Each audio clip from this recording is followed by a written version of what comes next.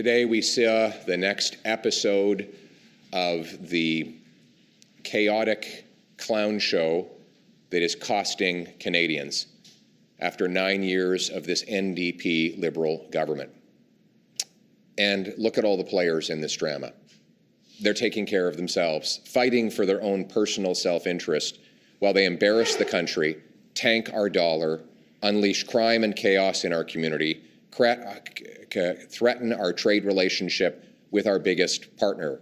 Let's go through these players. Justin Trudeau, who egomaniacally holds on to power even though 80% of Canadians want to fire him. Then there's Chrystia Freeland, who is just fine with doubling the debt, doubling housing costs, doubling the number of people going to food banks, quadrupling the carbon tax, breaking the immigration system, but then suddenly had a change of heart the second she realized she was getting a demotion. So it was really all about her. A demotion that would see her replaced with carbon tax Carney, who had committed to the Prime Minister that he would take the job of Finance Minister after he, as the economic advisor after all, helped write this fall economic update with a $62 billion deficit included in it. And then you have Jagmeet Singh, who, after he duped you all and claimed he'd ripped up his deal with Trudeau, voted 8 times to keep Trudeau in office over the last session of Parliament, and including voting against a non-confidence motion that was made up of his own words 11 days ago. If he had voted for his own words, we would be a third of the way into an election campaign right now. But he suddenly had an epiphany and says that he can no longer support the costly chaos that he has enabled as part of the NDP Liberal coalition. This is quite the drama with all these personalities that you're all breathlessly covering, but I'm interested in the dramas of other people, real people, the people who have seen their housing costs doubled, rising faster than any other G7 country, the 2 million people lined up at food banks, which is also double, the 50% increase, people who are part of the 50% more crime victims, or the 116% more gun crime victims since Trudeau took office, or the millions that are unemployed as our economy collapses, or the seniors who will struggle to put food on the table after our dollar tanked in the middle of all this chaotic clown show on Monday, now below 70 cents a litre for the first time in almost 2 decades. I worry about the workers whose wages are stagnant while American workers boom because our investment per worker has collapsed by 23%. I worry about the single moms who are struggling to pay for the massive increase in food prices that have gone up 37% faster in Canada than in the United States, something that coincided with the NDP Liberal carbon tax on farmers and truckers. I worry about the 28% of Canadians who said they're considering moving to another country because life has become so hellish after 9 years of this NDP Liberal government.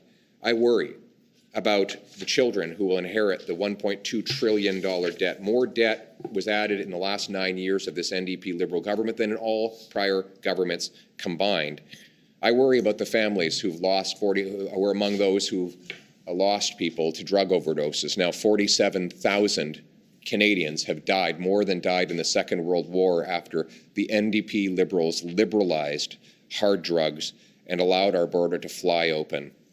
I worry about the people who've lost hope in this country. They are the ones we should be focused on. Instead, we're focusing on the chaotic clown show that is costing Canadians today. This cannot go on. With a U.S. president coming in threatening tariffs early next year, we cannot have a chaotic clown show running our government into the ground. What is clear is that Justin Trudeau does not have the confidence of Parliament. Since the last confidence votes happened, there have been 3 major developments. 1, the leader of the Bloc says he's changed his mind. He no longer has confidence in the Prime Minister. 2, just today, Jagmeet Singh claimed that he no longer has confidence in the Prime Minister, albeit he intends to wait until he gets his pension, until he votes accordingly. But still, he says he's lost confidence. And then there are 18 Liberal MPs, including the former deputy prime minister, who've all lost confidence in the prime minister. Add them all up and you have 70% of parliamentarians who do not have confidence in the prime minister. And in the middle of a trade, border, crime, and cost of living emergency. This cannot go on. And that is why, in just a few moments, I will be writing the Governor General, asking her to urgently reconvene Parliament and require a non-confidence vote so the Prime Minister can judge whether he stays in power, continuing to ruin our country, or whether we get an axe the tax election to allow Canadians to take back control of their lives and their country.